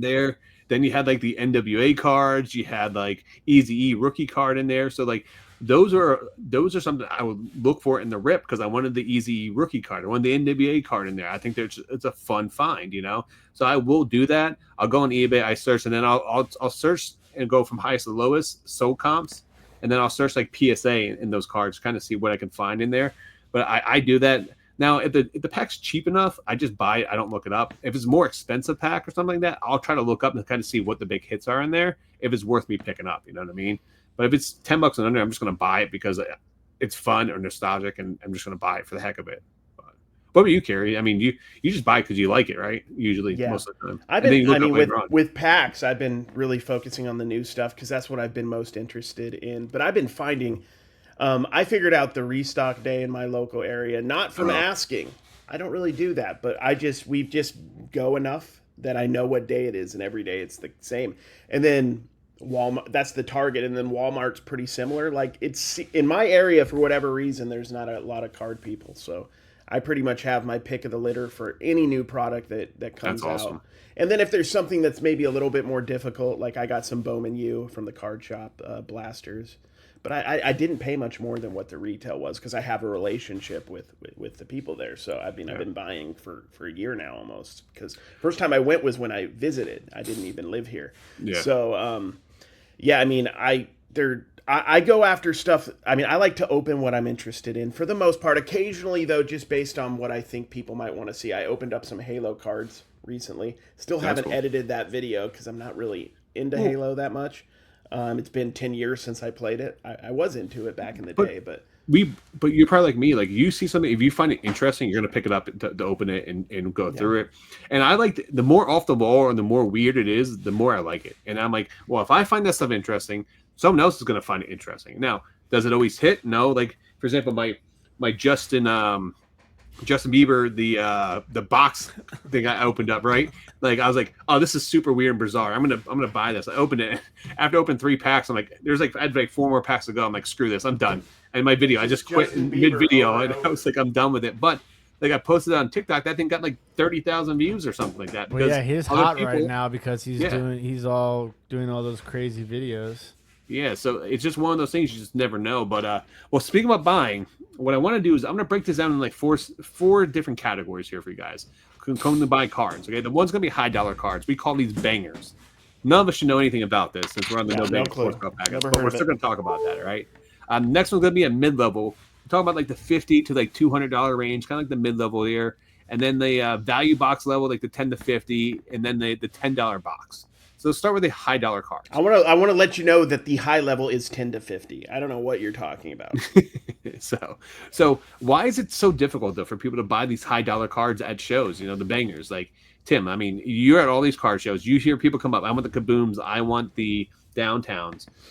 Is it because people are collecting these, or is it because people are trying to flip these? I mean, why collecting is it so difficult? these? They're just everybody's flipping them, man. Yeah, I did see a guy today who was trying to complete not today, but at the card show. Probably a few. But. Who was trying to complete it was either Downtown or Kaboom. He was trying to complete a set of all of them. Now, okay, I got sidetracked by that thought. Yeah. What was the exact question? So the question is, breaking down these. Let's start with high dollar first. Why is this so difficult for people to buy high dollar cards at shows? So is it better to go to your local card shop to buy them or card shows? Well, I mean, I think they're better. It depends on what you're buying them for. If you're buying them for PC or if you're buying them to flip, I mean, it's not one is better than the other. Card show versus card shop. It's whatever the best card that you want at the best price. It's going to vary drastically depending on the card shop, depending on the card show, depending on the card dealer. I just think that it depends. It is super difficult. I don't buy those high-end cards. I just don't. I don't. You know, like you're at the tables and watch enough traffic. For sure. The problem is people want to pay nothing for something, and people want to sell their things for the most money possible. That's what so the problem is. It sounds so basic, but it's so right. True. Nobody wants to pay anything for anything, and everybody wants to sell their grails for as much as humanly possible. And then it converges. Right, and then it feels and you get a convergence of that, and then you come up with a price. But with this, like downtown, uptowns, sideways stuff, for me, I watch it and I don't entirely get it myself. Like, it's spending $1,000 on a card that you hope you can get $1,050 on. I mean, and that might be a little bit hyperbolic the way I'm saying that, but I mean, I don't really understand it. If I had $1,000, you best believe I'm going to try to clear out a table of cards. I'm not dealing with one card to maybe make $50, but that's a whole market. Well, I think the biggest thing is the reason why it's so hard to buy these high dollar cards or banger cards is because there's a lot of repackers out there that they're going to these shows. True. They're You're paying. right. They're the ones who go on these tables paying up higher. So I think it may be easier to, if you have a relationship with your local card shop, to get some of these bigger cards compared to going to a card show. Now, card shows can give you a lot more options, but you have a lot more competition there, and you have a lot of repackers there that people are buying these high end cards. They put them as chase cards in these repacks, and that's what people are going after or going at. I mean, I just hear so much back and forth banter about stupid comps, and it drives me crazy because it's like, there's some things that you can comp, and there's other things that are just super hard to comp, right? And then it's like, okay, well, are we throwing, like, what are you using for comps? Some people are using Card Ladder, some people are using eBay, some people 130 point. And then it's like, now eBay has this whole thing where they don't show the line through a price anymore if somebody would accepted a best offer. So like that threw a wrench into everybody's comps, obviously. Wait, when did that too. happen? Yeah, that's the thing. Recently. Like if you look at eBay right now, and you thrown look at off on that solds, a couple times. Yeah. there's no line through a price anymore. So for example, if I accept the best offer and it's something for like $100 less than what it was, and if I go search from highest to lowest sold comps, where would that put it then? Would it put it at just the regular price? It'll say the $100, and then it'll be in green, and right underneath of it'll say best offer accepted. Oh, okay. But before that would mean that line. Exactly, it would have a line. So now that's kind of like a wrench into everything. And then it's like, okay, well, are you throwing out the comps for auctions? Like do these people look at the price, but do they look at the card? Maybe there was an issue with the card, and that's why it went for that. Do they also look at what the current listing price is? The current bottom of the people forget that all the time. It's okay. This is sold for this. This is sold for that. This is sold for that. It's a number to 25 card. There's only one available, and it's double that. So you're not gonna. I would put it a dollar below the one that's double that right now. People don't look into that factor, like what the current listings are. Also, a lot of this, like they're looking at comps, right? This is what I don't understand about it. They're looking at comps, and then they make a deal in person, right? So that doesn't reflect on the comp. Yep. Is it just all speculative? They just believe Jaden Daniels is going to get hotter. That's why they're buying it at that price and hope it's going to go up. Or is there any basis for what they're doing? Because if they're just buying it cash, the comp doesn't change. They're going to have that same conversation with somebody else, right? These are the comps. This is what I want to pay. And then what are you selling it for? What you bought it for? If you're lucky, or I mean, like what is the purpose of this? Why are people doing this? It's weird. That's a good way to put it. It doesn't make any business sense to me at all. I think you made a really good point, and this is where we have the advantage because all three of us are professional pickers. This is what we do. Yeah, it's our full-time jobs.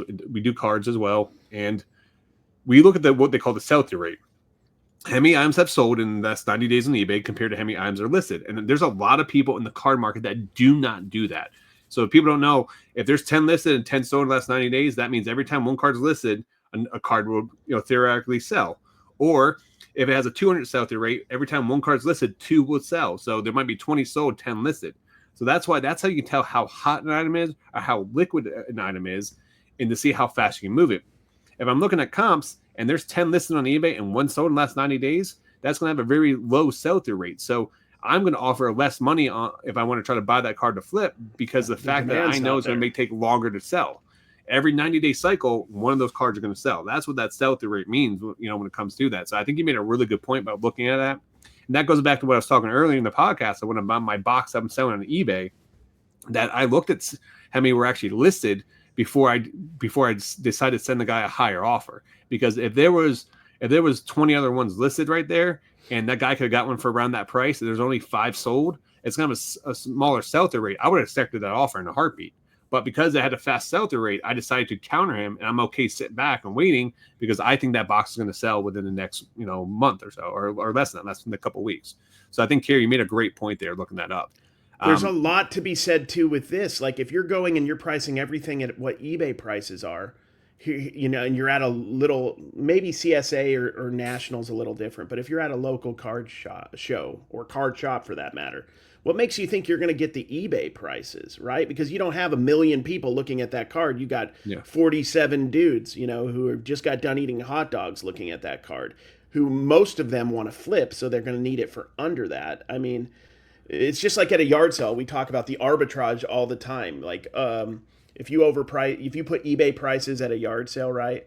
What makes you think you can get eBay prices when you have 13 random people show up and 7 of them weren't even planning to go to a yard sale and 6 of them have cash? And like nobody, like, how are you going to get eBay prices if there's no eBay demand? So that's the other thing that's hilarious to me is these people are always like, well, this is my cash price and this is my non-cash price. Like, I guess cash is king. But Tim, you made a really good point there. Are you looking at buy it now prices? Or are you looking at auction prices? Because an auction is going to be, it's going to sell right away. It's going to be a fast selling item, which is always going to be less than what an actual buy it now price would be. Majority of the time, not always, but majority of the time. Always, yeah. Unless it's super hot and something that just dropped. But so I mean, how do you take those factors into consideration? Because I know when I'm looking at stuff and I see a bunch sold at a buy it now price compared to say a couple auctions that the auctions are less, I'm going to say, hey, that's an auction price. If you put it for buy it now, there's other proof that the other one's sold higher. So that's a really like great area. But the people that are buying are going to always try and use the auction prices. Correct. Like what's the jabroni's name who's all over Instagram and all that? Michael American Arbitrage Cards. No. Michael, the other jabroni. Oh. Evan Michael or Michael Evan. Eric Michael. Eric Michael, yeah, that jabroni. So there's a clip going around where he tries to go and buy a card, and the guy's like gives him a price, and he's like, "Oh, well, the last PSA 9 did all this," and I think he was like trying to use a PSA 9 price to buy a PSA 10 card, and it was just, and the guy was like, "Well, no, like."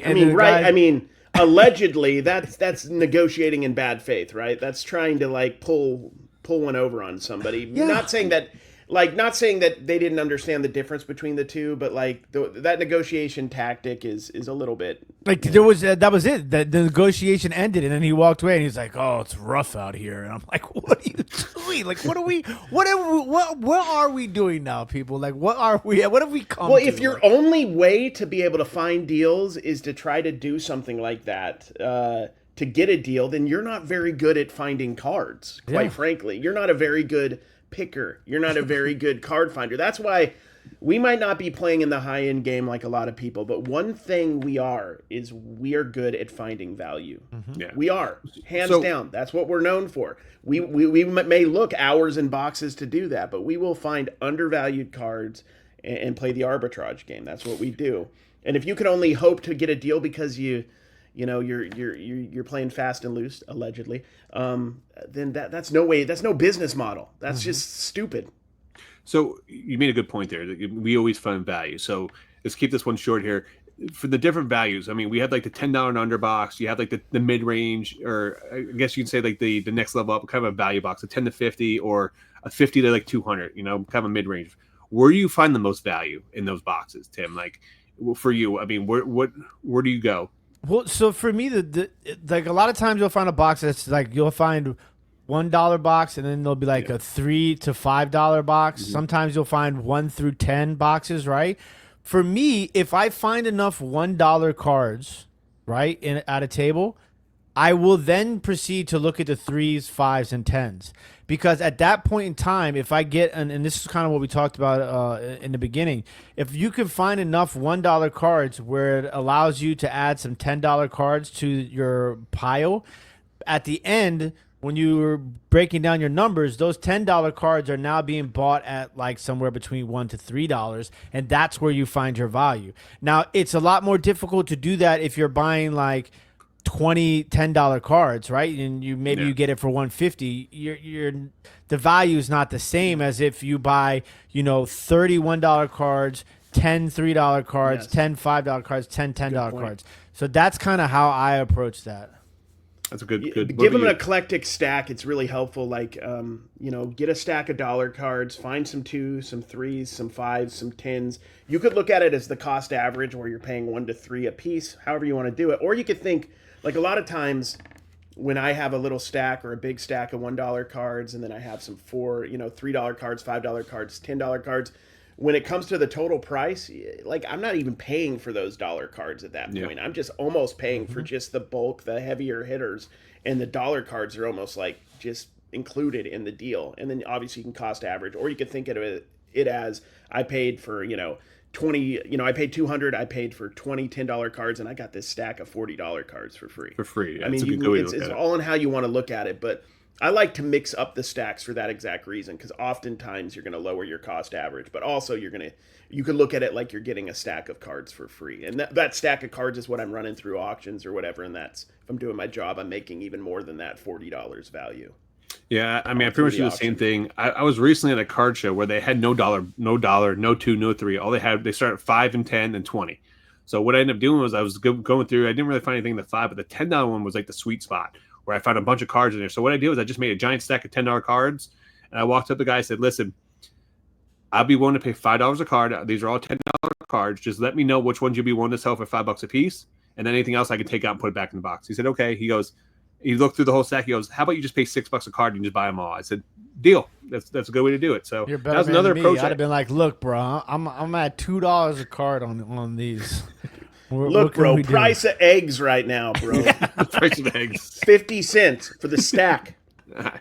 Well, Tim, you were just at a show where it was multiple days, and so I think this is a whole strategy by itself, because when you go to these shows, you have your local shows. Maybe it's just one day. Like when the Cary went to, it was only a Saturday. It's the first time to go. You went to a show when it was a Friday, Saturday show, or is it Saturday, Sunday, right? Your show, the Chantilly. Yeah. No, it's Friday, Saturday, Sunday. It's a 3-day show. So what is the best approach you can give people some advice when we're going to these shows? Is it better to get there early? Better to get there later? How do you deal with multiple day shows? What's your strategy in that? I mean, to be perfectly honest with you, the multiple day shows, any 1-day shows, I am a firm believer in being the first person in the door. If you go back and you look at CSA's Instagram and you look at every single Chantilly show, you'll see my face pop in the door first. But how I'm not an ambassador or an influencer or get some sort of treatment is beyond me. I see these other people, and these people it's the same people every time, everything, like promoting the stuff. Like, let's get some new, fresh talent out there, okay? But besides that, okay, that was my little pitch for a plug there.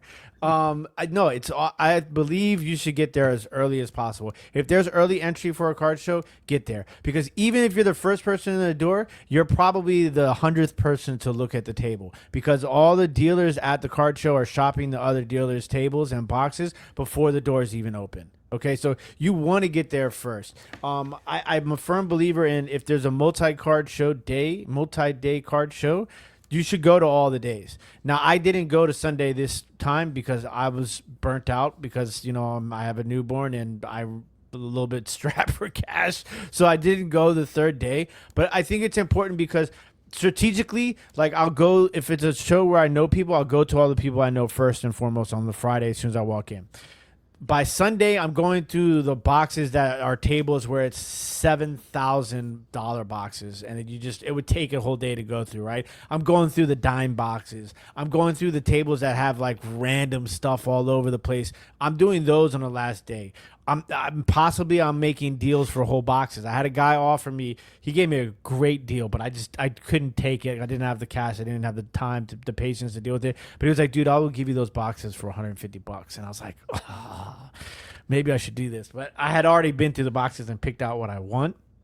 So I was like, I could make money on this, but it's not like what I want to do right this second, right? Yeah. But yeah, so I think that with multi-day shows, Cary will tell you, you go to National, you're there for 5 days, and there's no way you could even look through every single card at every single table, right? So, like, it's just a matter of, and sometimes it's about where your mood takes you. Like, sometimes you're like, okay, I don't want to sit down in a chair and dig through all these boxes that are unorganized. I'd rather go through the stuff that's organized by sport, stuff like that. But sometimes you're like, okay, I need to find a gem. I need to find a $100 card in this $2 box. So I'm going to go through every single one until I find that card. So that's how I kind of look at it. I think that, if you love what you do, you'll look at cards every single day, right? So it's like, where can you go wrong? Seriously. Well, Cary, you're not an early person, so you don't get there a lot of times when these shows are opening. So he does it national. He does it national. I do it national. Yeah. That I like to surround myself, especially at the big shows, with friends who are more responsible than me. So yeah, like Tim. Yeah. So no, but also at National it's a little different. Like National, I am hyped up, ready to go, and I'm hyper competitive at the National, and I was. So that was awesome. But rule number one, I don't want to know. I don't want to know what I missed. You know, if I'm late for a local show, I don't want to know. So don't tell me if I did miss something. Like everybody tells me. They're like, because they're all my local bargain boxers who like I've built relationships with. I don't want to know. They're like, did you see that at that table? And I was like, no, I was at this table. And he's like, man, I got all this. And I'm just like, you're killing me. Part of like what's made it a little bit worse with, I'm not like always super late, but I'm a little late most times is because I'm like an hour and a half or 2 hours from everything where I live now. I'm out in the country. So that makes a little difference. But if you're good at this, you can find a deal wherever you go. Facts. Yeah. But Tim is spot on. You want, that's the goal. You want to be the first one in there. The reason why to be honest, the reason I had a really good weekend this weekend is because I went to K&T, who probably had the best bargain boxes at the show, and he had all those bargain boxes out at the shop before the show. So I looked through them. I was the first one at those bargain boxes before they were bargain boxes at the show. They were at the shop. And they were available for everybody. I didn't get special treatment. They were sitting there ready to go and I just looked through them. So, being the first one there is huge. And that might be my biggest lesson from this last weekend was the fact that I went to the shop and got to look through this stuff before everybody else. And the amount of stuff that was in there, maybe it was my best bargain dollar boxes ever because I was the first one there, and maybe I should be doing that more. I don't. Lesson learned. No, I mean I know I should be doing that, but like maybe it matters a little bit more than I've been giving it credit for. So, but yeah, I think Tim's 100% right. You got to have the knowledge, which we have, and which everybody can get, and you get the knowledge not just through being curious and knowing about what's hot and what's not right now, but you get the knowledge through grinding through the bargain boxes by making mistakes, by going, my gut tells me to buy this. It's $1. I'm going to do it. And you go, oh, that was great or that was bad.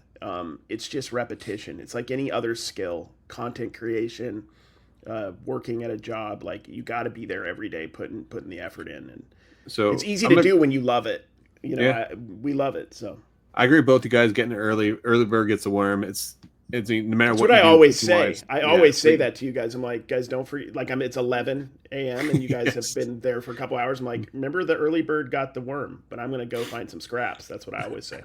I will say there is an advantage though getting there later on because your strategy completely changes because you as you walk around and you see that you get better deals. You do get better deals because you can see the dealers that don't have people around them. You can walk to the tables and I will say I've gone multiple days to card shows, and on that last day, I'm able to make better deals because they want to make sure they cover their tables, make it worth their time. So they are willing to cut bigger deals and stuff, and they are willing to make better negotiations because the show's about to end. And they can get a couple $100 right before they leave. Why not? Yeah, when you walk in, Rod, at 9 a.m., 10 a.m., you're Rod Grimes. You're only picking. There's no punching.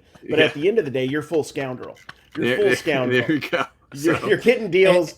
And I'll tell you that Cary will attest to this too. Is that there are some dealers, especially at the bigger multi-day shows, that drop their prices advertisingly per day. Like there's that one guy at National, famous from like the National, $5 on Wednesday, $4 on Thursday, $3. Yeah. But then it's like, ooh, do I risk this card? It's a brilliantly simple little. He doesn't negotiate. He doesn't negotiate at all. He just says that because he's like, "It's my prices. If you want to negotiate, come back tomorrow. It's gonna be cheaper."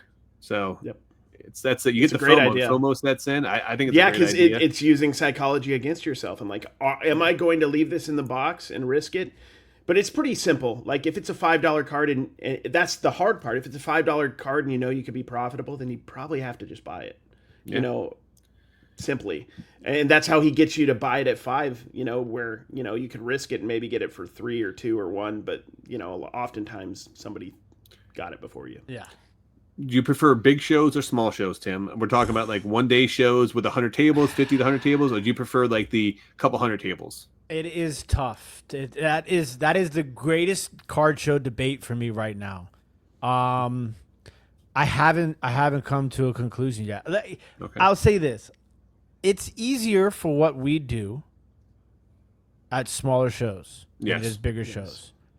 But the big shows are so much fun, and there's so much volume, and you have a better chance of getting more volume, which is ideally what we like. Like it's because of Time how is money. fast we move. Because of how fast we move cards, Yeah. we need to buy a lot of cards. So it's what did you say? It's the yang Yin and the yang. yin, Yeah, one of as those Cary things. says. But so The like yin it's and the yang.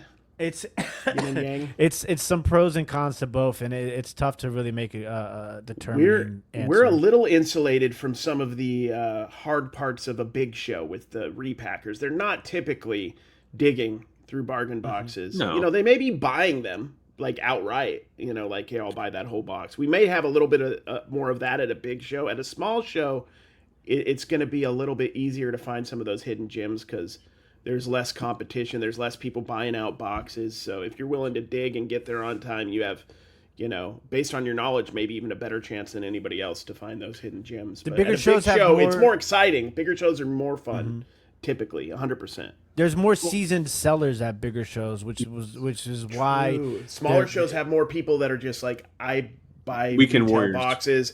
Yeah, and you can get deals from people like that oftentimes because they want to sell some of their cards. Dude, one of my favorite guys locally that I buy from, if it's a Friday, Saturday show, he's only there on Saturday because he has work on Friday.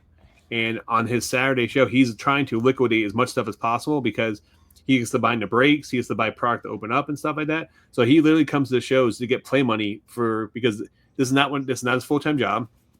So you make a great point about the smaller shows where I call them weekend warriors, where they're doing this either part-time, they're not doing this full-time, they do it part-time, they're doing it as a hobby, they do it because they have fun, but they're willing to negotiate more. They want to move product because the money big shows you're stuff they dealing sell. with guys. The big shows, allegedly, you're dealing with guys who are putting $2 cards in a one touch, selling it for $5. You know what I mean? You got to at a small show, you're going to get deals a lot easier, and it's going to be less competition. So I was thinking about this the other night, and before we wrap this up, what is the biggest mistake people make at card shows? And I think one of the biggest things is they don't take full advantage of what the show has to offer. It's not just about the tables there. It's not just about the dealers. But, man, if you go to some of these shows, some of them do offer autograph signings. They offer PSA submissions on spot. They offer JSA authentication process. Yes. These are things that people need to take more advantage of because you're not to pay for shipping times. You're saving money on the shipping process. They're going to do it right there on the spot, or they can take it and send it off to you later on. But Tim, what are your thoughts on those things? Like you said that the bigger shows are fun, so I'm assuming there's a lot more things that are beneficial there. You guys went to the National. You guys got to go backstage. You met a lot of the actors and stuff like that. But do you think people take advantage of these things enough, or you think that they don't? 1,000%. There are sometimes because on the multi-day shows, some signings are more people signing on Saturday and Sunday than there are Friday. Yeah, there are more people sometimes that are at these shows for that than there are for cards. Yeah. As far as like the PSA stuff goes, like I've used the Beckett to authenticate before. Okay. So like that's a service that I've used. With the autograph stuff, like it's great for the kids. I saw a lot of kids that like super excited to meet, the athletes they look up to and stuff like that. So that stuff is definitely used and it should be used. I just, like you want to make sure you use your time accordingly because that stuff takes a lot of time. Like you standing in line for a long time and then, hours. like, it can be pricey. Like Yeah. I saw the pricing for Giannis at National. Holy smokes! It's like $600 to get a Giannis autograph at National this year. So it's You're better just going online and buying a PSA certified card at that point. Well, I mean, for some of these people, it's the act of The meeting experience. them Yeah. and getting Yeah, it of course. personalized and stuff like that. So yeah, just make sure you do your research. Just like if you're digging through the bargain boxes, do your research on everything that a card show has to offer, because there is a lot of cool and exciting activities that you can do when at these really larger shows. I've really been introduced this last year to JSA being at card shows. I'd never even thought about it till this year. And I've been buying, I bought at that one card show in Tampa, I bought that little, it must have Curly been at a autograph, meet- Shaquille. Oh, yeah, the Shaquille O'Neal and the Curly Neal. But the Shaquille O'Neal, it was from some sort of a event he did in Orlando in the 90s, where it was just a headshot and he signed it. And it was cool. To me, it was like a nostalgic piece of 90s memorabilia, also autographed. and I paid up for it. But then I went and got that authenticated, and I made a little bit of money on it. It was authentic. That's cool. Like that, playing that game of like finding some stuff. We go to flea markets and garage sales. Oftentimes, I shied away from autograph stuff, even though I felt it was authentic. I just didn't want to deal with it. Now I'm buying that stuff because I'm willing to take in, a small, amount of stuff with me to these shows and have JSA either tell me my Bo Jackson helmet is fake, which it was, but I did the right thing. I went and got it authenticated and it didn't pass. I didn't sell it to anybody. It's just sitting on my shelf as a reminder. And wait, you did offer me that for $10. So it's not real. For you, it's real. Okay. No, it's on my shelf. I'm keeping it as a reminder not to make same mistake again. No, it's okay. I understand that. And it was cool. That was actually neat. I'm glad that they came back and told me it was fake. It made it even more valuable to me because I know they're going to, just tell me what it is and I don't have to worry about it. I would say I agree with you on there.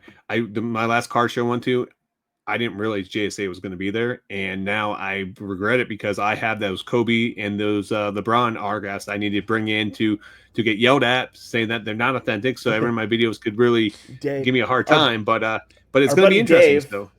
Dave, right, from Trash to Cash. He's given me 2 things to take to JSA for him to authenticate. Can you guess the 2 autographed items that Dave gave me to get authenticated? They're random. It's got to be Guy Ferrari and E.T. It's got to the actual. It's got to be some star from like Disney TV show. It's got to be one of them. You're actually right on one of them. And then the other one's got to be some type of like B actor. Blake Bortles. Yeah, dude. I'd spend all the money authenticating Blake Bortles. What are the 2? By the way, one is a Miley Cyrus card. I know it. Autograph, so Disney star. And then one is like one of the dudes from Star Trek from the 90s, like the one with the big ears. And nailed it. His name Spock. I nailed it. It's not Spock. So. It was like I forgot what the name of that alien race was, but I'm gonna apparently K&T's supposed to have them, so I don't know when it's happening. Maybe this week, and I'll take. Oh, okay. Well, you have to keep us informed on that, but I think. Time to wrap this up. We actually went a little over longer than what we were supposed to here. I just know I'm like, oh crap. As usual. I didn't even realize. As usual. But any final words? I mean, hey guys, make sure you guys do like and subscribe. We are going to be doing breaks on Dibbit this week, so make sure Dibbit cards. Dibbitcards.com, and they will be auction style, so you have time to bid on your team. And I think it's going to start pretty cheap. It's going to be a baseball break to start off with, so make sure you guys go check that out. But Tim, final words. Nope, just appreciate all the love and all the support. Don't forget to share this podcast with everybody that you know that has a card in their house or anywhere. Tell share them that it with your mom, your sister, your brother, your dad, friends, your dog, your mom's Romans, dog, your dog's countrymen, dog. all of it. Subscribe Dogs. from all 17 We'll accept of your views YouTube from accounts. animals if you want to turn it on and just leave the animals in the room. Absolutely, yeah. So that's about it. We love you guys. Appreciate it. Cary, thank you. Final words? No, thank you guys for all the support as usual. I just want to let you know that I am more thankful than Tim and Rob combined.